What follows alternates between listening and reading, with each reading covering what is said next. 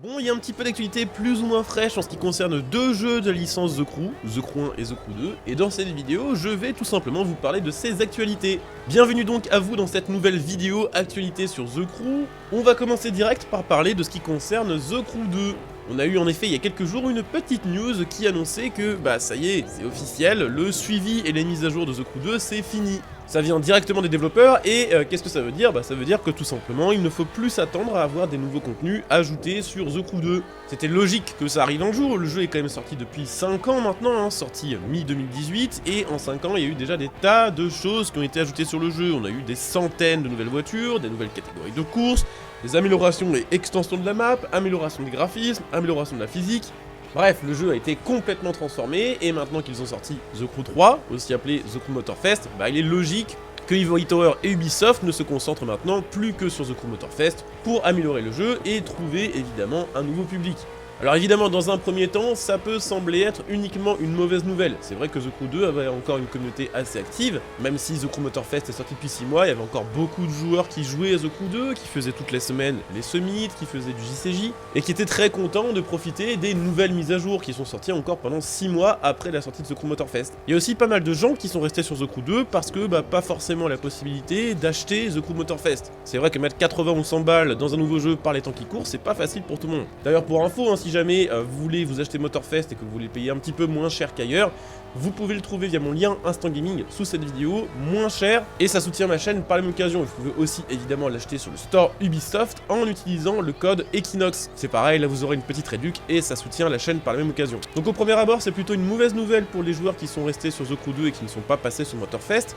Par contre, c'est plutôt une bonne nouvelle pour les gens qui sont sur The Crew Motorfest. Quand The Crew Motorfest est sorti, il y a eu quand même une assez grosse hype dessus. J'ai vu beaucoup de gens s'y mettre et passer même de Forza Horizon 5 à ce jeu, pour au final voir une certaine partie de ces joueurs revenir sur The Crew 2 quelques mois après, tout simplement parce que vu que les mises à jour sortent d'abord sur The Crew 2 avant The Crew Motorfest, ça a souvent ruiné un peu la hype et la surprise sur l'ajout de nouveaux contenus Motorfest. Par exemple, le Audi RSQ8. Le Audi RSQ8, il était très demandé sur les jeux depuis des années. Il est arrivé il y a quelques mois sur The Crew Motorfest, mais avant ça, il est sorti sur The Crew 2. Résultat, il y a beaucoup de gens qui l'ont testé et customisé sur The Crew 2. Et vu que sur The Crew Motorfest, c'est exactement le même véhicule, avec à peu près les mêmes performances et surtout les mêmes customisations, il y a beaucoup de joueurs qui ne se sont même pas forcément reconnectés sur Motorfest pour tester le RSQ8 parce qu'ils l'avaient déjà testé sur The Crew 2. En plus de ça, faut le dire, l'économie sur The Crew 2 est plus simple et plus facile. Il est beaucoup plus facile de farmer beaucoup d'argent sur The Crew 2 grâce au point d'icône. Il y a donc des petits malins qui farmaient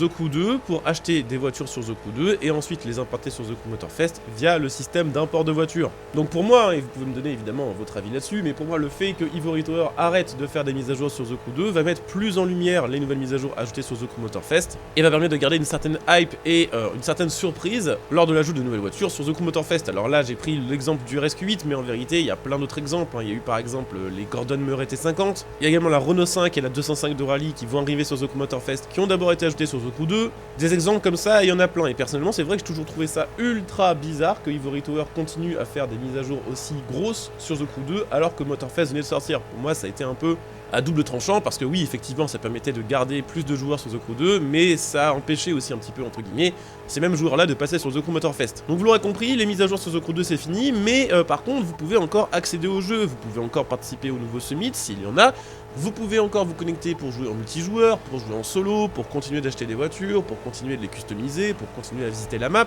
et ça va probablement rester comme ça encore quelques années avant que The Crew 2 ne prenne la même trajectoire, la même direction que The Crew 1, c'est-à-dire que ces serveurs ferment et que ce soit ciao. À moins que, évidemment, d'ici là, Ubisoft décide de changer sa politique à ce sujet et qu'il décide de patcher The Crew 2, faire une mise à jour offline pour qu'on puisse jouer au solo du jeu jusqu'à la fin de notre vie. Et d'ailleurs, ça me permet de faire la transition avec le deuxième sujet de cette vidéo, The Crew 1. Alors j'en parlais déjà il y a quelques mois, en septembre 2023, on apprenait que The Crew 1 c'était fini. Mais lui c'était fini, on apprenait que le 31 mars 2024, les serveurs The Crew 1 fermaient et que malheureusement, The Crew 1 était uniquement accessible lorsque connecté à internet, bah plus de serveurs égale plus de connexion au jeu possible et égale bah même pas la possibilité de jouer en solo au jeu. En gros, depuis le 31 mars 2024, le jeu n'est tout simplement plus jouable. Alors on s'était tous dit à l'époque, ah c'est obligé, vu le nombre de gens qui jouent encore au jeu et vu la tempête de merde qui se sont pris sur les réseaux sociaux, Ubisoft et Ivory Tower vont forcément décider de réagir et proposer un patch offline, un patch solo. Et bah non, c'est pas arrivé, le jeu est toujours inaccessible et ils sont même allés plus loin que ça, puisque bah effectivement, depuis que le jeu était inaccessible aux multijoueurs, il y a des petits malins qui ont commencé à essayer de fouiller dans les fichiers du jeu pour comprendre son fonctionnement et pour essayer du coup de lui faire une version serveur privé, comme ça avait été fait à l'époque de Need for Speed World qui avait été fermé par EA Games, dont le code source avait été récupéré par des joueurs qui avaient réussi à le faire tourner sur des serveurs privés. Résultat, Need for Speed World, même si fermé officiellement depuis des années, est encore existant, il y a encore des joueurs dessus, notamment grâce à des serveurs comme ceux de la communauté Night Riders. Si vous avez l'occasion et l'envie de jouer à Need for Speed World, ce serveur est excellent puisque bah, ils ont rajouté beaucoup de contenu, beaucoup de mises à jour, beaucoup de véhicules. Donc il y a des joueurs qui ont essayé de faire la même chose sur The Crew 1. Et pour contrer ça, Ubisoft a tout simplement décidé de délister The Crew, de révoquer nos licences de nos PC et de nos consoles. C'est-à-dire que si vous allez sur l'onglet The Crew sur votre Ubisoft Connect par exemple, bah vous verrez que The Crew n'est tout simplement plus accessible et que ces fichiers non plus. Et honnêtement, jusqu'ici j'étais un peu partagé voilà, sur cette histoire de fermeture de serveur parce que bah effectivement les jeux multi un jour vont tous finir par s'arrêter. D'un côté je comprends bien sûr les joueurs qui à l'époque ont payé un jeu 70 ou 80 balles et qui maintenant n'est plus accessible et qui ont juste l'impression d'avoir mis 80 € à la poubelle, mais d'un autre côté le jeu était quand même sorti depuis 10 ans, ce qui veut dire que si on avait envie d'y jouer, on avait eu quand même la possibilité d'y jouer pendant 10 ans et c'est très très rare de se reconnecter sur un jeu de ce style 10 ans après, à moins de parler d'un énorme jeu comme un GTA par exemple. Mais j'avoue que ce move d'essayer de mettre des bâtons dans les roues des joueurs qui essayent de faire des versions privées de The Crew, je ne le comprends pas et je trouve que c'est vraiment un mauvais move. Alors peut-être que c'est parce que secrètement Ivory Tower travaille sur un patch offline officiel, ce dont je doute un petit peu parce que je pense qu'ils auraient communiqué à ce sujet, et dans ces cas-là ce serait vraiment pardonné très facilement. Mais si c'est pas le cas, je vois vraiment pas ce que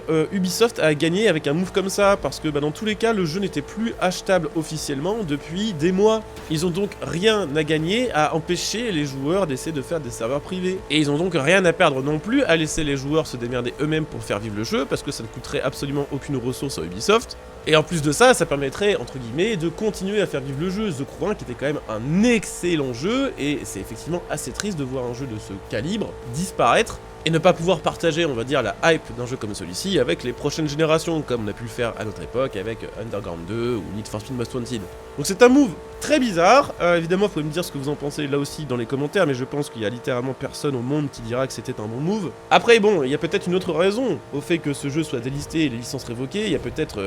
complètement une autre raison technique qui fait qu'ils sont obligés de le faire. Donc voilà, c'est l'actualité The Crew, vous l'aurez compris, pour The Crew 1 c'est que du négatif, pour The Crew 2, bon bah c'est du négatif aussi un petit peu, mais qui va apporter probablement du positif sur The Crew Motorfest. Donc voilà, on a fait le tour, j'espère que cette vidéo vous aura intéressé, qu'elle vous aura plu. Si c'est le cas, n'hésitez pas comme d'hab à soutenir la chaîne en laissant un like, en vous abonnant, en bien sûr aussi venant me follow sur Twitch pour les prochains lives, puisque je fais quand même beaucoup de lives sur ce style de jeu. Donc n'hésitez pas à venir me follow, vous trouverez le lien sous cette vidéo en description et en commentaire. Et n'hésitez pas aussi bien sûr éventuellement à utiliser votre Prime pour soutenir ma chaîne gratuitement et profiter de petits bonus de votre côté. Voilà, je coupe ici, je vous dis à très bientôt, bon jeu à tous, ciao.